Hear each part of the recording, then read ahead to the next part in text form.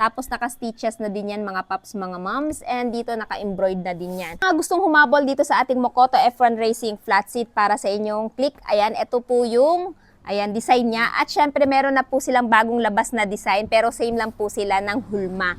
So, ito pong Mokoto F1 Racing flat seat na to, kung halimbawa gusto nyo pong pang-Indo type yung maging concept ng scooter nyo, perfect na perfect po ito. So, pagdating sa side, ayan, naka F1 Racing flag design po siya. Tapos, naka-stitches na din yan mga paps, mga moms. And dito, naka-embroid na din yan. At pagdating naman dito sa kanyang seat cover dito sa gitna, rough na din, kaya naman hindi dulasin yung puwet nyo dito kapag uupuan nyo to. At syempre, perfect na perfect po ito i-long ride dahil hindi naman po siya talagang sagad na flat.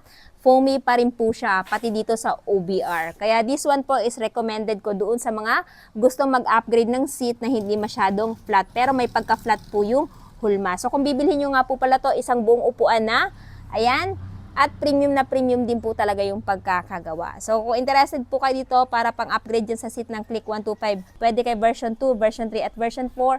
Idadrop ko na lamang po yung link nito dyan sa baba.